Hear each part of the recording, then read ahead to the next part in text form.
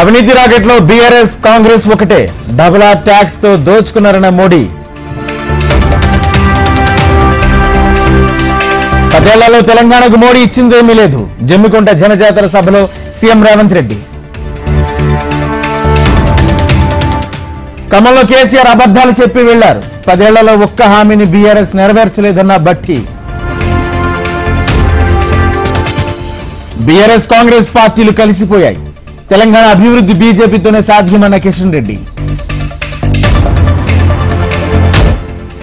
కాంగ్రెస్ ను ఓటుతో శిక్షించాలి, కార్మికుల హక్కులను బీజేపీ కాలరాసిందన్న హరీష్ రావు.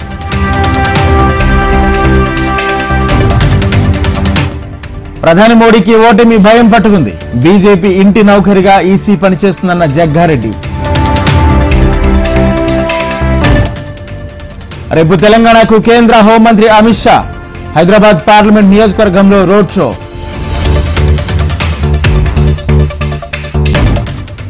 హైదరాబాద్ లో గౌడ మాజీ సైనికుల ఆత్మీయ సమ్మేళనం, సైన్యంలో చేరే వారి సంఖ్య పెరిగిందన్న ఈట్ల రాజేందర్.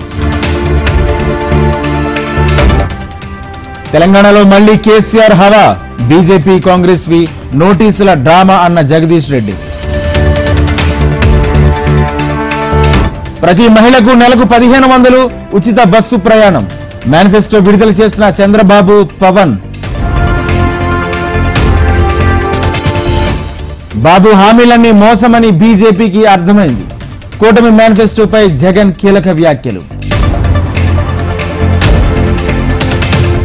జగన్ వ్యాఖ్యలపై ఘాటుగా స్పందించిన వైఎస్ షర్మిల, బీజేపీ ఇంట్లో వాళ్ల చేతిలో జగన్ రిమోట్ కంట్రోల్. పవన్ ను ఓడించకపోతే పేరు మార్చుకుంటా, జనసేనానికి ముద్రగడ పద్మనాభం సవాల్. మంగళగిరిలో నారా బ్రాహ్మణి ఎన్నికల ప్రచారం, అభివృద్ధి కోసం నారా లోకేష్ ను గెలిపించాలి. అరకులో కూటమి తరపున ఖుష్బూ రోడ్ షో, దింసా నృత్యాలు వాయిద్యాలతో స్వాగతం. తెలంగాణ 10th ఫలితాలు విడుదల, రాష్ట్ర వ్యాప్తంగా 91.31% ఉత్తీర్ణత.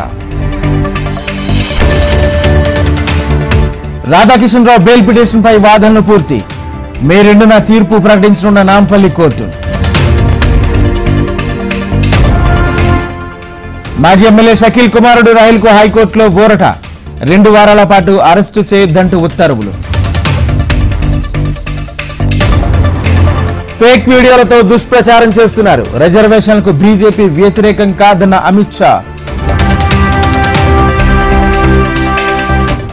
అదానీ అంబానీల కోసమే వ్యవసాయ చట్టాలు, రైతులను ఉగ్రవాదులుగా చిత్రీకరించారన్న రాహుల్ గాంధీ. లైంగిక వేధింపుల కేసులో MP Prajwal Revanna suspend, SIT విచారణ సమగ్రంగా జరగాలన్న కుమారస్వామి. హింజలి అసెంబ్లీ స్థానానికి సీఎం నవీన్ నామినేషన్, కంతబంజీ హింజలిలో నుంచి పోటీ చేస్తున్న పట్నాయక్. 6వ దశ నోటిఫికేషన్ విడుదల చేసిన ఈసీ, 57 స్థానాలకు మే 25న పోలింగ్. ధరలు పెరిగినా తగ్గని బంగారం కొనుగోళ్లు, దేశవ్యాప్తంగా 8% పెరిగి 136 టన్నుల అమ్మకాలు. కెప్టెన్ గా రోహిత్ శర్మ, వైస్ కెప్టెన్ గా Hardik Pandya, T20 world cup కు భారత జట్టు ప్రకటన.